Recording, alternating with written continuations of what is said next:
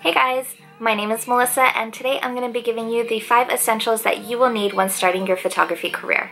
So the first thing is kind of a no-brainer, but you're going to need a camera. So it doesn't really matter what kind of camera you get. You can go with Canon, Nikon, or even Sony. What I would suggest is just really doing your research and see what fits best for you.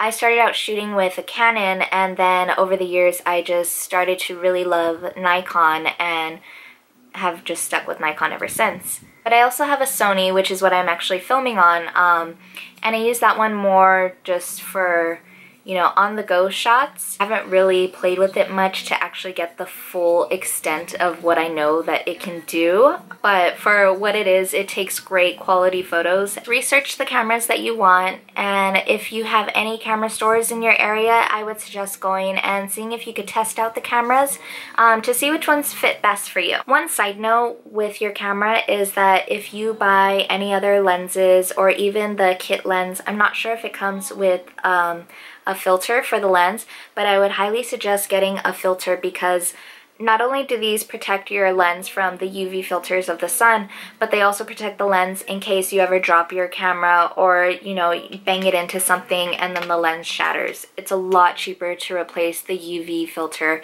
than to replace your lens. The second essential that you will need is memory, and I am talking about memory on your computer, external hard drives, flash drives, SD cards, all of that. So one thing that I would highly suggest getting is an external hard drive. My external hard drive is also a terabyte, and these are relatively cheaper than what they used to be. I picked mine up for, I think it was $40 on Amazon. So another thing that I would suggest getting is a bunch of these little flash drives. This one is a 16 gigabyte. You don't need flash drives with a huge amount of memory. That's up to you. If you want to be a wedding photographer, then I would suggest getting some with bigger memory.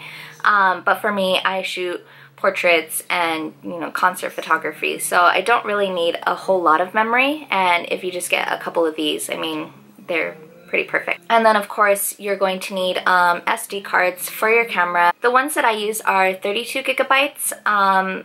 Like I said, again, if you're shooting portraits or, you know, lifestyle photos, you don't need an SD card with a lot of memory. I would say that the bigger SD cards would be more for if you're filming or if you are shooting wedding photography. The thing about the memory cards is you not only want to pay attention to how much memory is being stored on them, but you want to look at the write and the read speed of the memory card, which is how fast the image is captured and then put onto the SD card in your camera. Some have lower write speeds and lower read speeds. You just really need to do your research because that will affect how fast they can be uploaded onto your computer and such. The third essential that you will need is editing software. I started off with using Adobe Photoshop, and I have since moved on to using Adobe Lightroom. And I don't use Photoshop so much anymore unless I want to do something creative and, you know, put two other me's in a picture or something like that. And I prefer it a lot more than Photoshop because I was never taught to use Photoshop. It was all self-taught, and I don't feel like I know the extent of what Photoshop is, the layering and all that stuff. I know pretty much the basics.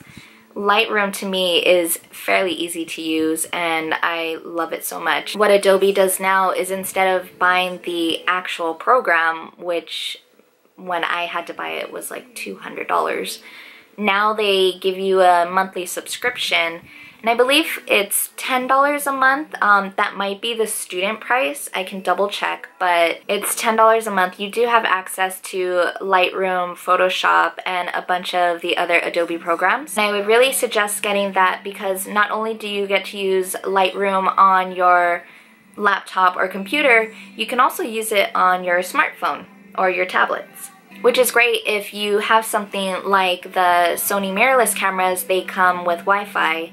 I think a few of the newer DSLRs come with Wi-Fi too. But if you want to upload some of your photos right then and there, you could just edit them on Lightroom and then, you know, put them on Instagram or Facebook or wherever you want to post your photos.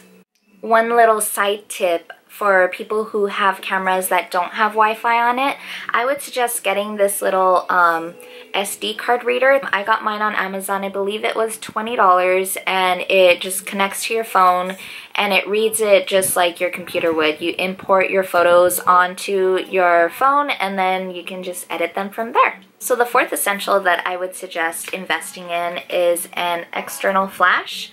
I got mine years ago. Can't remember how much it is. It might be over $100. But I would highly suggest getting one of these if you want to do portrait photography or wedding photography. It is so good to have one of these, and it really does make you look more professional instead of just using the built-in flash. And there are ways that you can change the settings on your internal flash to make it not so bright so your subjects don't look so washed out. But to me, I just feel like it's so much better just to have one of these handy. And the last essential that I would say that you should pick up is a camera bag. I have this little camera bag backpack that I use when I'm going to do a shoot or when I'm going to photograph a music festival or anything really. This one I really like because it has so many different compartments and it's Velcro, so you can fit the size of your lenses in here and then also your camera. And it just comes with so many little pockets. You can put anything that you need in here. My flash fits in here. I put my extra SD cards, and it even has this little holder for your phone if you want to put your phone, and then a little thing for your headphones or your external charger to charge your phone. I really like this one. I took it with me to a music festival last summer and it was such a lifesaver because I was carrying around 3 other lenses and it was a hot day and I had my sunscreen and my portable charger for my phone, and it was just great. They also have camera bags that just fit your camera, and I would just highly suggest just getting any type of camera bag just to protect your camera because they're so fragile and any little thing can just break it and then you're out a couple of $100 to a couple of $1,000s. And that's it for today, you guys. Thank you so much for watching. If you would like to see more videos, please subscribe and don't forget to hit that like button. If you have any comments or suggestions on what you think I should discuss next, please leave them down below. I'm also going to put a link in the description of the items that I showed you guys today just to give you an idea of what I use and to help you further your research and help you decide what you would want to use for your photography career. Okay guys, thank you again for watching and I will see you next week. Hello, Fish Islands. Okay. Hey guys, my name is Melissa and today we're going to be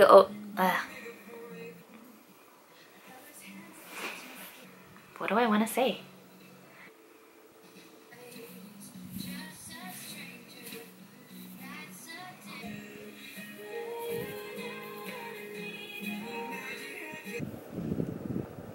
I will see you guys later.